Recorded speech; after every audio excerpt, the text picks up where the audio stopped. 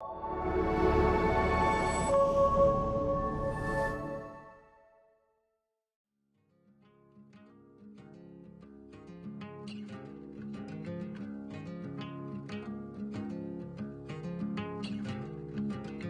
everyone, and welcome to another episode of Adaptive. Today on the pod, we have Julian Harmel, a TELUS local and a wickedly awesome musician who has blended his love for music with a new career in music therapy. Hello Julian, how's it going? Hey Mick, thanks for having me on the podcast. It's Yeah going very man, well. thanks for joining me. Absolutely. Yeah, today we're gonna talk about music therapy and its relationship with people with different kinds of disabilities. So Julian, my first question for you today is, tell me a little bit about yourself and just your relationship with music and how it kind of paved the path for you to go into music therapy. For sure. Yeah, so it's been an interesting relationship with music actually, and just to kind of like segue into this, right before I came here, I saw my old music teacher at the coffee shop, and I just told her like I'm coming here to do this podcast, and we kind of were joking around because when I was in band, I was like one of those students who never learned how to read music, and I kind of just like wasn't taking it very seriously. But that was like elementary school and grade 8, grade 9. But it was around 16 when I first picked up the guitar. I was out camping with my parents, and it was like during a period of life where I kind of became a little bit more introverted and was having a hard time like expressing myself, having a hard time just like psychosocially in school and not fitting in as well. And I picked up the guitar one day while camping, and it just like everything pent up that I'd been wanting to say for years suddenly came through. Even though I couldn't really play it, I was just like expressing myself and making noise. And that kind of would be like a good explanation for what my relationship with music has been, and my growth through it has just been like expression, improvisation, and therapy. Like before I ever understood music therapy as a concept, it was like deeply therapeutic for me as that expressive tool. Okay, nice. So you used it as music, or you used it as therapy for yourself. Yeah. So can you tell us about music therapy and just what it is? Sure. Yeah. So music therapy in a nutshell, I guess, would be like the clinical use of music to help people meet therapeutic goals, whether those be physical, emotional, cognitive, and even sometimes spiritual. We work with 3 main populations, being children with neurodevelopmental challenges, adults with facing addiction and mental health issues, and then older populations with degenerative disease like Parkinson's, Alzheimer's, and other forms of dementia, and stroke, cardiovascular accidents. And yeah, those are like the 3 main populations that music therapists work with. A lot of times music therapists will specialize with certain populations.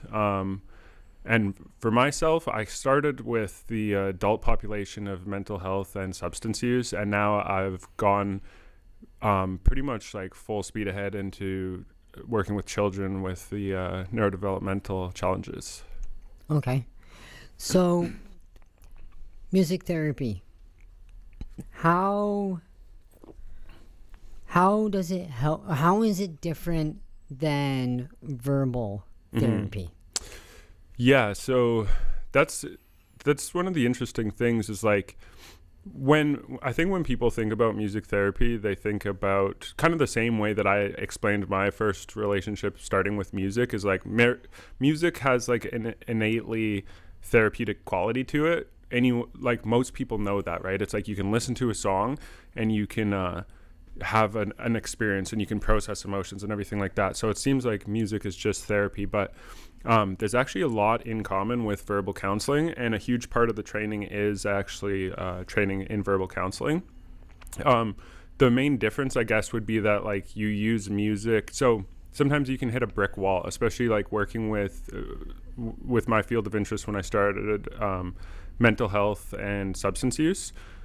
Oftentimes, like when you're working with these people, they have a really hard time expressing themselves. They've been doing drugs or facing mental health issues for like years, and they haven't really like expressed themselves. They haven't been able to express themselves. And so like being able to be trained in verbal counseling, you can explore issues with them, but then they'll hit a roadblock, and it's like not necessarily cognitively, but like emotionally, or there's something in the way for them to like get a little bit deeper. And so like having music as a means to break through that wall is the main difference, and it's like very effective. One of the things music does is like the part of your brain that processes music is the same part that processes memories and emotions, and it's the limbic system, right? And so it's like you have the frontal cortex, and it's like you can talk in circles around a therapist sometimes, but you're not actually getting to like the meat and potatoes of like the issue. It's like a cognitive exercise. And I myself, as a person in recovery, experienced this a lot in early recovery. It's like I could be sitting with a therapist and I could just be like talking in circles. And even when I'm talking about like past traumatic experiences or like, really important therapeutic things, I'm not actually engaging with them on an emotional level. It's like a cognitive exercise, right? Music, it can really like break through that cognitive exercise and get people to explore them at a deeper level. So that's like, it's like a cheat code for therapy, the way I look at it anyways. Okay. So what tools, can you dive deeper into how music therapy and like so you would sit down with a client. Mm-hmm.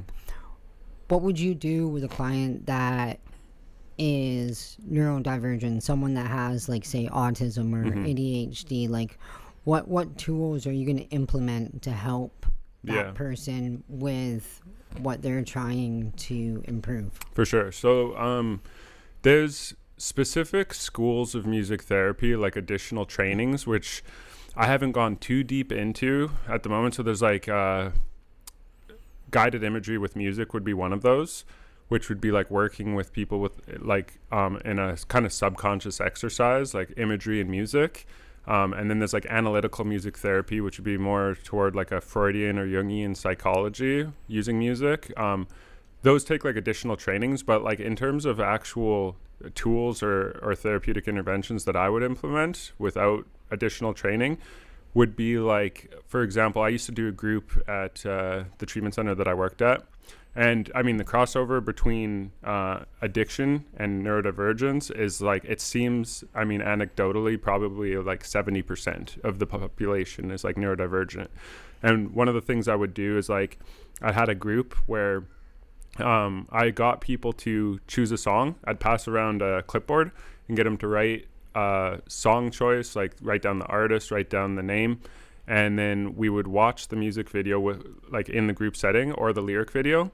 And then afterwards, and I'd also prompt them to kind of like pick a song that has some meaning to them specifically, not just like, oh, I heard this song the other day on the radio and it was like something that I liked the sound of, but more so like, this is a song I listened to when I was like 7 years old and I was like, something significant that stands out. I'd call it like soundtrack to your life. And what would happen is like, a lot of times people in the treatment center who were like very shut down emotionally, they might pick a song and then within like 30 seconds into their song, they're just like in tears, right? And then we would process that in the group setting afterwards. Kind of like, what did the song mean to you? What was brought up to you? And that's where like the verbal counseling component comes into it. So that's like one technique that I'm a big fan of. Another one that I'm a really big fan of is incorporating musical improvisation with verbal counseling. And so there's one technique where I'd meet with somebody and I'd just ask, like in treatment, it's pretty easy because it's like, how was your week? And there's always usually something that's frustrating. Now, I wouldn't use this one to explore something like deeply traumatic for the client because it can kind of trivialize it, but it would be like, how's your week been in treatment? And it's like, oh, my roommate's annoying me.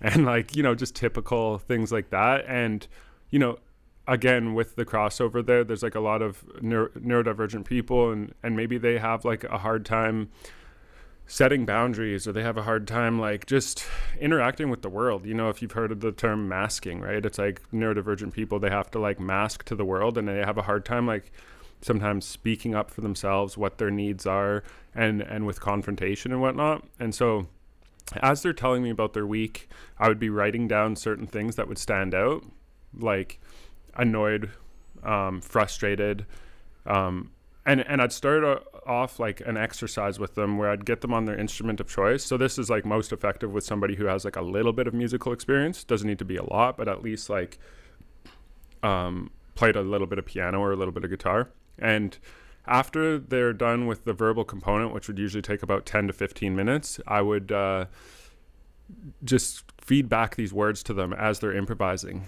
And it was always like really interesting. And we, you know, and then after the improvisation, so it's like as I'm feeding them these words and they're playing kind of like the same words that they told me, something comes out within the musical improvisation, and it's usually like certain parts are a surprise to them or certain parts stand out for me. And then afterwards we kind of dissect it, like what came up for you during this, what did I notice during it. And yeah, that's like another technique that yielded a lot of like really cool results. Interesting. Yeah. And what about, you were talking, so you deal with different groups, you're talking about children. Mm-hmm. What techniques do you use for children that differ from, say, adolescents or adults? Mm-hmm. Some of the techniques are very similar, and it depends on like the level of needs as well. Say there's like a child with autism with like a high level of needs versus a low level of needs. It'll affect what I'm going to do with them. And it'll also depend on like what the parent, what the goals are that the parent comes to you with. But improvisation is kind of like one of my go-tos with a child. Exploring the realm of improvisation, it can be like a microcosm and a safe place. And like building rapport with the child is really important, right? But one of the things that with children is like there's more of like a behavioral model a lot of times. So if the parent comes to you with like very practical goals, like I think my child needs to work on like his ability or their ability to pay attention for like extended periods of time. And so you can use music to help facilitate that. Or impulse controls. So for example, it's like you could be playing a song that has a natural break in it, and you can extend that break, you know, something with like a crescendo, and then it breaks, you know, like a pause in music, and then it starts back up. Mm-hmm. And at first you just have a normal break for like 1 second, and then you extend that break for 2 seconds, and maybe the child wants to like jump back in, like, you know, and it lengthening that break until eventually you're at 10-20 seconds. That can work on like impulse control. So that's something I've implemented. And yeah, more of like a behavioral model, but again, like there's a lot of crossover, I would say.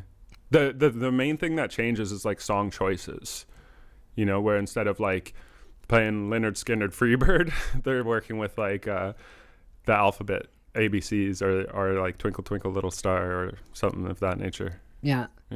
Cool. I remember, so we had a conversation a little while ago. I'm mumbling. Anyways, we had a conversation a little while ago, and you were actually talking about a practicum that you did in Burnaby. Mm-hmm. With a child. I can't remember. I think they were autistic or something. And the kind of the little breakthrough that you had with this child through music therapy. Can you speak to that and tell us a little bit? Yeah, for sure. So there was a kid I was working with during the practicum, and it was the child, like the EA of the child said, I don't know if this is going to work. Like he never holds still for longer than 5 minutes. And the EA was like pretty burned out, the educational assistant, because basically like the kid would show up in the morning and they'd stay in class for like 5 to 10 minutes, and then the kid would be bouncing off the walls. So they'd go for a walk and then come back, and the class maybe went to the library, and she'd go to the library with the kid, and same kind of thing, 5-10 minutes. And basically she was just like walking around with this kid like all day. And so she was like, I don't know if this is going to work, but let's give it a go. And I had a piano set up, and as the kid came in, I was already like playing some piano, and this child had like no musical experience whatsoever. And I just like was kind of watching the child out the side of my eye, and he was like exploring and like going around the room as I played the piano, and he eventually like meandered along and sat down beside me.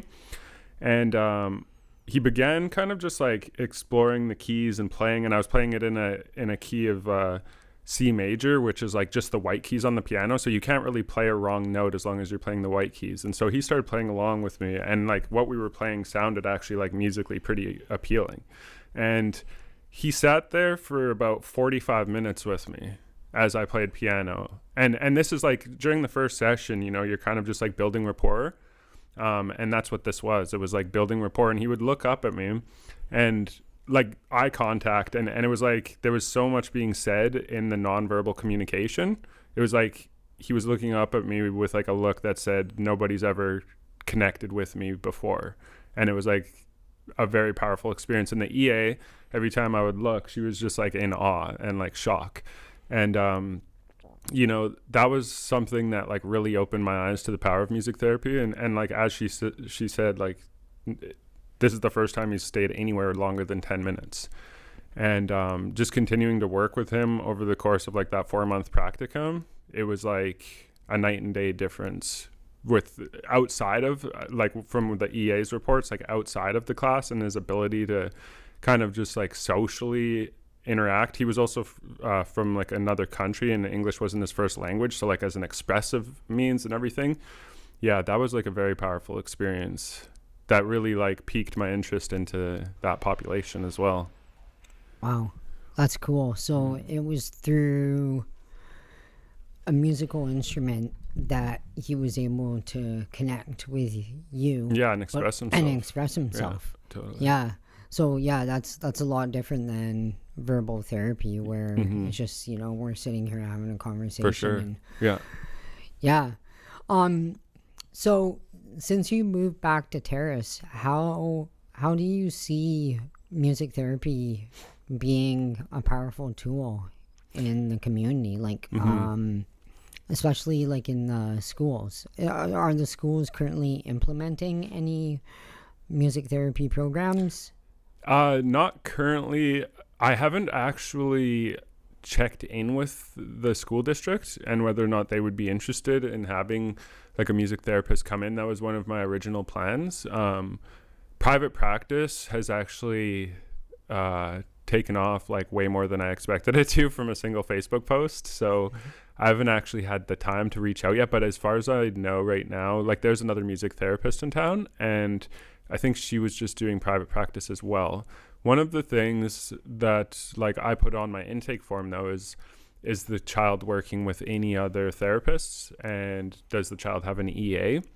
And looking to connect with, not directly with the school district, but people who work within the school district, and seeing like, are there any goals that music therapy can help facilitate? But as far as I know, it's not something that is like ingrained. One of the ways that I want to bring it into TELUS is like, as I'm kind of like getting my roots down here in the foundations of the practice, is like eventually reaching out to the school district and seeing if they would want, maybe if they have the funds or if they have the allocation to make a 1 day a week kind of music therapy schedule. And potentially like there's some other organizations that have reached out to me as well, and that would be with like adolescents and young adults. And so it's still pretty fresh, it's still pretty new. I'm not sure exactly how it's going to look right now, but I'm pretty excited about the future of it here. Heck yeah, that's exciting. There's definitely like organizations here in town that work with either adolescents or like young adults, even older adults that that are neurodivergent. Totally.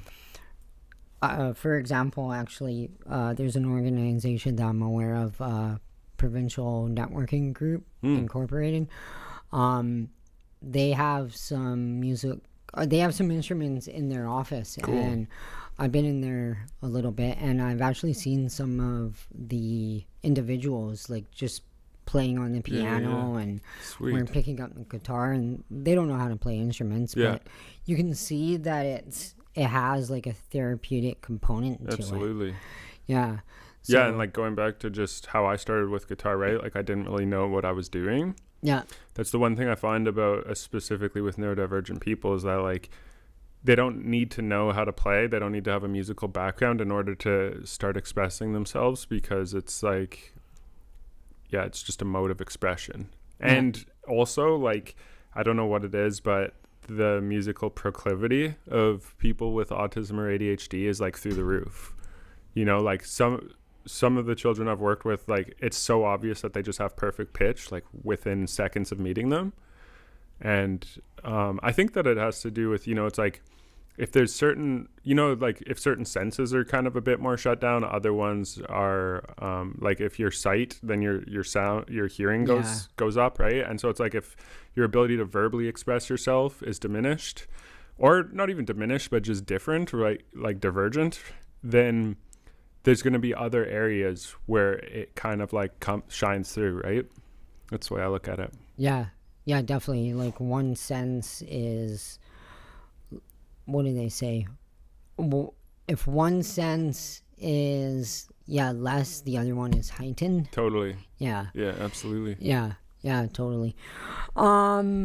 I had a question there, and it's actually just left my brain. It happens. Yeah, it totally does. I remember what it was.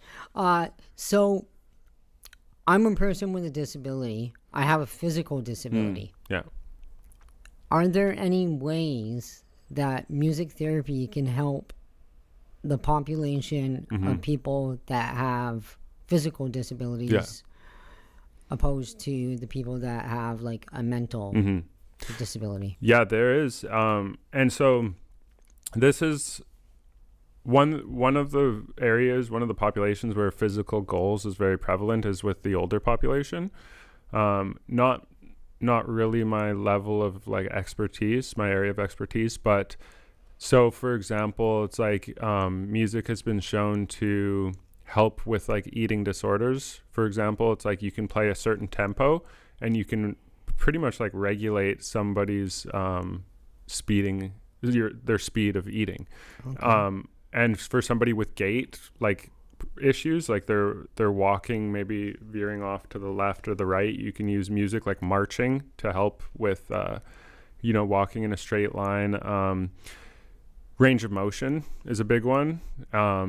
Passing the midway point, like for people who have had cardiovascular incidents or strokes, there's like a midway point where it's hard for them to pass, and so you can use music to help with range of motion and just like with stretching and like physio and that kind of thing. And a lot of times too, music therapists will work with recreational therapists or physical therapists and really like integrate music into like the physical plans. So definitely it's used a lot to treat. I think it's actually like very effective and very clinically proven, more so with physical than with anything else, to be honest. Interesting. Yeah. So like what would you do for a person that, for example, has a physical disability? What would that look like? What would music therapy look like for a person that has a physical disability? Yeah. You talked about the gait thing, like maybe the marching. Are you talking about, like, I don't know.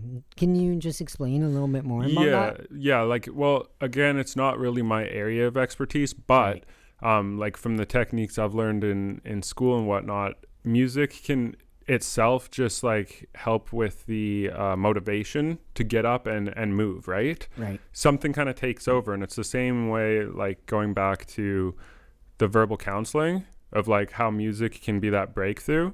It's like if somebody's in pain, they're not going to be feeling like getting up and moving, right? And so if you have like their favorite song playing, there's something that takes over. It's like you have a favorite song playing and you start tapping your foot and you start bobbing your head and you start just moving. And so it's like something kind of takes over. So that can be used just as like step one, like to help with motivation. But then it's also very structured, right?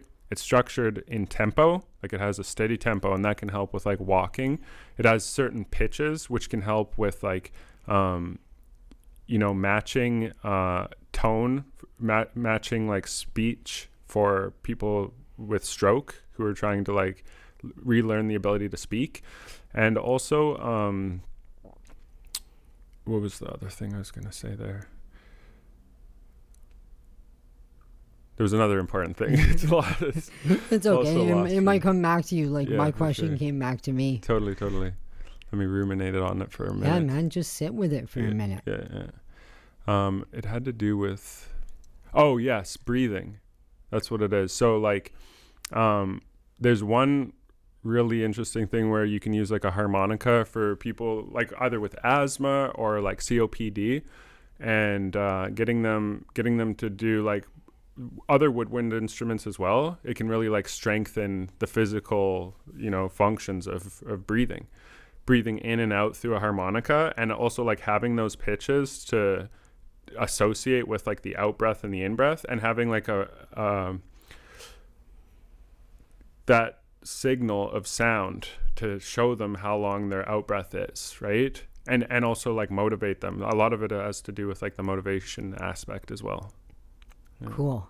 Oh, that's all stuff that I would not have thought about with music therapy. And actually, as you were talking, and I asked that question, how can it help with people that have like physical disabilities? I instantly thought in my head, oh man, movement, like a person that is having, like you said, chronic pain. Yeah. And they're not motivated to get up, but they hear their favorite song. Totally. They start tapping their foot, maybe they start like moving their body, whether they like get up or they just move their body in the chair. Absolutely. Like it's totally getting them to move. And as a person with a physical disability who has like chronic pain, I can speak to, there are times where like you just want to lie in your coffin, your bed, and not really do anything. But I hear like a song or something, and I instantly like it motivates me. It makes me feel better. For sure. So they say music is therapy. Yeah, absolutely. And it's just like using that innate therapeutic quality of music in a clinical way and in a trained way. So that's the main difference between like a music therapist and like a music entertainer. And like with the pain management, that's how music therapy actually has its roots in like ancient Greece, was like through pain management with like gout or like scorpion stings. They would use music to help people like get through chronic pain. Yeah. No way. I was actually just about to say, like, where did music therapy originate from? Ancient Greece. Yeah.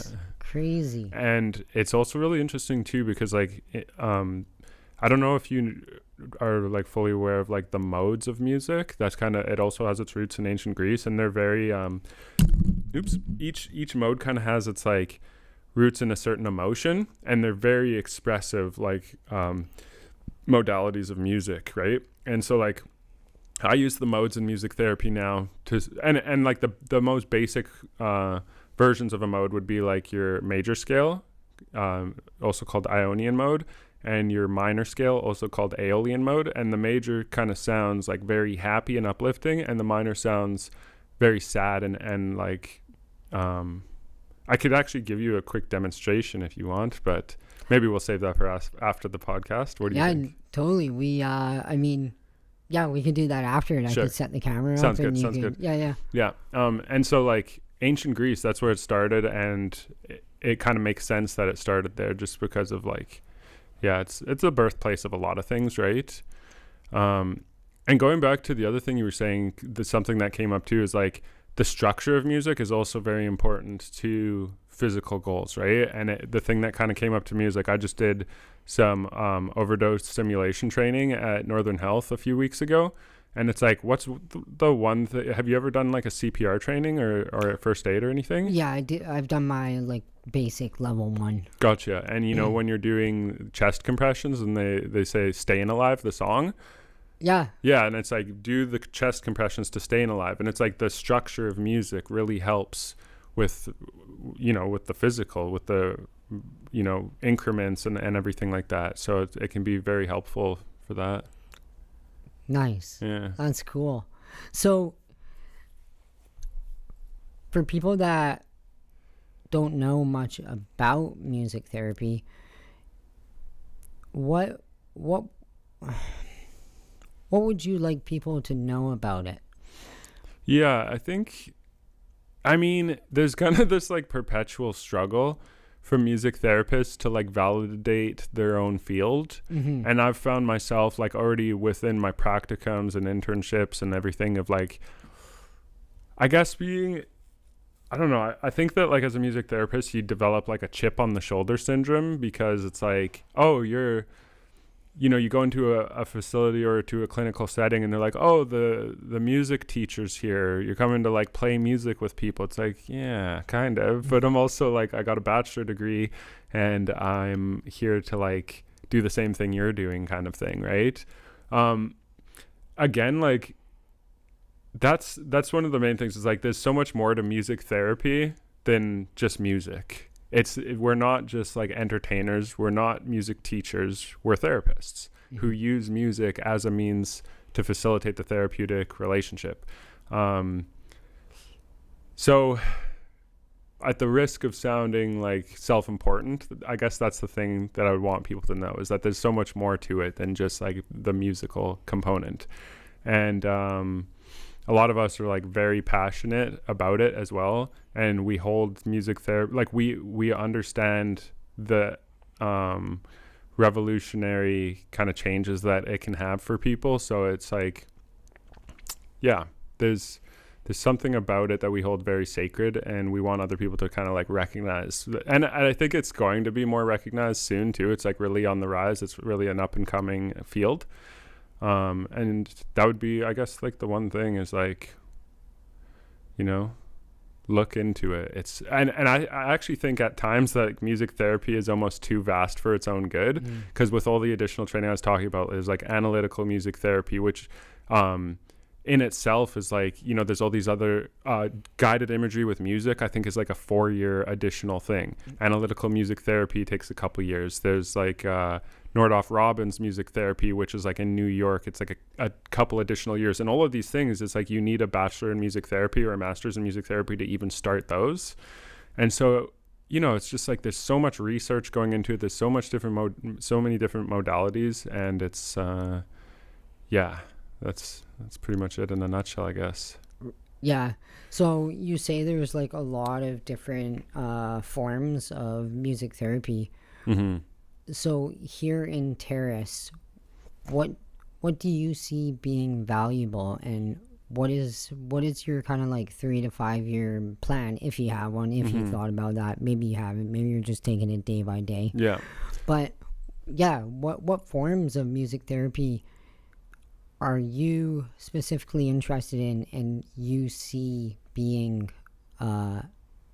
powerful, having a powerful impact here in our community? Yeah, so doing what I'm doing already, but one thing that I really want to do is I do want to take the guided imagery with music training. And I want to, so that's going to be in Vancouver. I missed the level 1 because I was just like super busy with like actual school. And I was thinking of taking it during my spring break. But then I was like, you know what? I need a spring break or a reading break. But I am thinking of going back in the spring and taking that. And so guided imagery with music, like I've seen it at work, and some of my cohort have already taken it. And like, I think it would be something that would be like very valuable to the community, and, could be used in mental health and addiction settings. So that's something that I really want to do. I also want to start, one thing that I was doing in Vancouver is I had like a monthly open mic going, and it was like, it wasn't necessarily a recovery open mic, but it was a sober open mic. And I know that they have like some open mics in Terrace, and they're awesome, and I love going to them. But the one thing is, it's like a bit of a barrier of entry for people who are in like early recovery or early sobriety to go to a pub and have like everyone's drinking around them, and it can be triggering, right? And one thing I want to start is to have an open mic here where you go there and it's like more of like a presentation, like everyone's sitting in chairs and there's a stage and you're there to like watch the music, and there's going to be like food and drinks, not alcoholic drinks though, but like, you know, a little bit of a concession.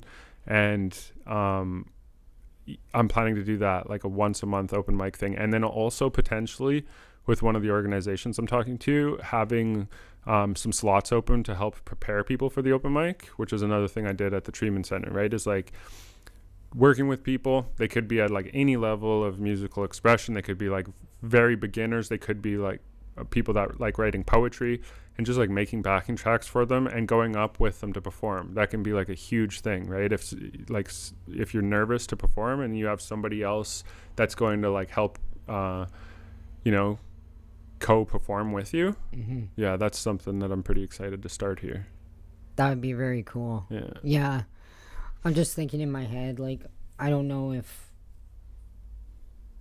people think about it, but like, yeah, you think about addiction and, you know, alcoholism or whatever, and I don't know if people connect that as a person with a disability, but it totally is a disability that like prevents you from participating in society. Yeah, absolutely. And yeah, there are probably people that are they want to go out and be social, Totally.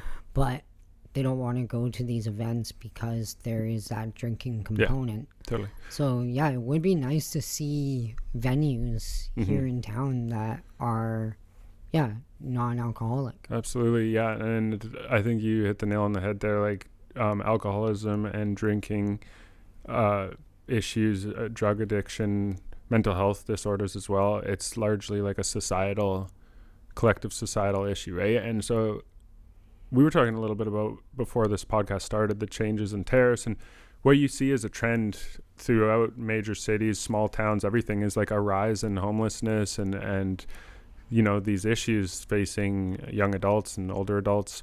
And it's like, this is a societal issue, right? And we have to choose as a society to tackle this, right? And it's like having supports, dropping the stigma, and just like accepting that this is, whether we like it or not, this is like a part of our society now, and it's on us to repair it, right? And if people say, oh, that's not my responsibility, well, whose is it then? Right? Like, responsibility is an abstract idea. It's like you can choose to make this your responsibility, and what are we going to do to help heal this community, right? Like, I can do what I can, but at the end of the day, we have to open up our hearts and open up our minds and like help treat these things. There's actually a really interesting experiment. Have you heard of like the rat park experiment? No. So there was like this Simon Fraser University professor or researcher, and basically there was like an old model of addiction that a study where they would have like rats in a cage. They had one water bottle full of drugged water, so it would have like cocaine or heroin or whatever, and another water bottle full of just regular water. And like a very large percentage of the rats, I think it was like 95% or higher, would just like, once they got a taste of the drug water, they would just be like taking just drug water until they died. Basically, they'd stop eating, they'd stop doing anything else, and they just take drug water. And so they were like, okay, well, it's pretty simple. What the explanation for addiction is exposure to an addictive substance. And if you give anybody enough of that substance, they're going to be hooked on it, right? And this one Simon Fraser researcher, he was like, that doesn't really make sense, because like one of the things that came to his mind was like in the Vietnam War, there was a very high percentage of soldiers that were addicted to heroin. And when they came back and they got out of that environment, most of them quit heroin. And so it went from like a very high percentage of them on opiates to just like less than 10%. He's like, it doesn't make sense, because like if it was just exposure to a substance, then you would think that none of them, you know, like a very small percentage would get off heroin. So what he did is he made Rat Park. He did the exact same experiment, but he's he built an environment for the rats where they had like all of the recreational activities that they could think of, like tunnels going to different parts, like little play wheels, like everything you could think of, right? A rat paradise. And he had the 2 things of water. And what he found was that instead of 95% of them taking the drug water, it was like less than 10% of them. And that is like, you know, it even just gives me goosebumps talking about it, because it shows kind of like as fact, I think, that the environment plays such a huge role in the addiction, right? Yeah. Oh, that's cool. You know what? I feel like I actually have heard about that, but I didn't, the name didn't connect. Yeah, for sure. Yeah. Huh. So, in closing, Julian, this has been fun, but I think it's time to wrap it up. For sure. We could go on forever. Yeah, absolutely. Is there anything that I didn't ask you, anything I didn't cover that you would like the audience to know about music therapy?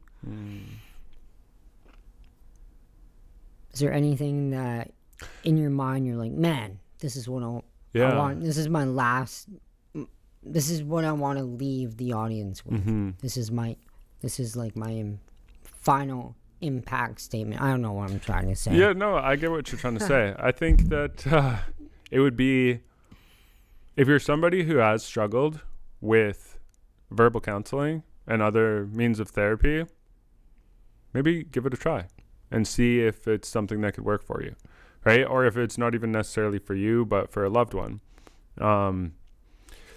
And, you know, educate yourself about it too. Like if you have a loved one who may be struggling, like older population, geriatric, with like degenerative challenges or anything like that, it's like there's a lot of studies and a lot of research coming out about it, and, you know, help the 2 music therapists in TELUS and in other places help us kind of like pave the way and advocate, right? Because it is needed.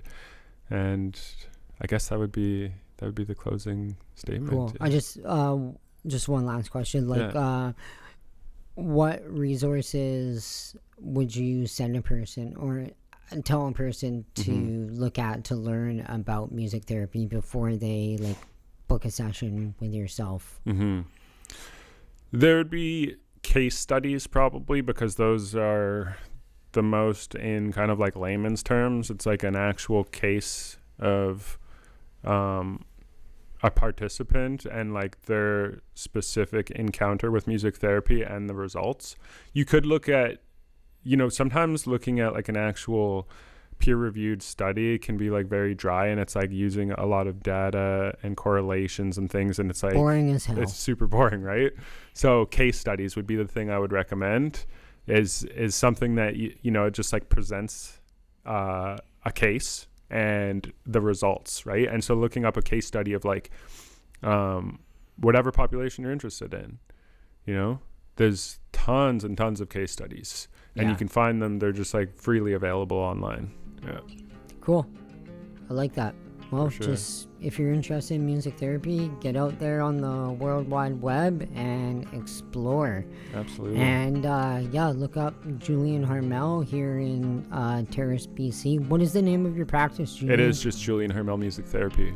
Sick. Look up Julian Harmel Music Therapy here in Terrace, and book a session with him, and use music to heal. Absolutely. Cool, Julian. I appreciate your time, and for anyone that enjoyed this episode or others, we'll be doing more, and slow, steady, strong. You got this, my friends. Rock and roll.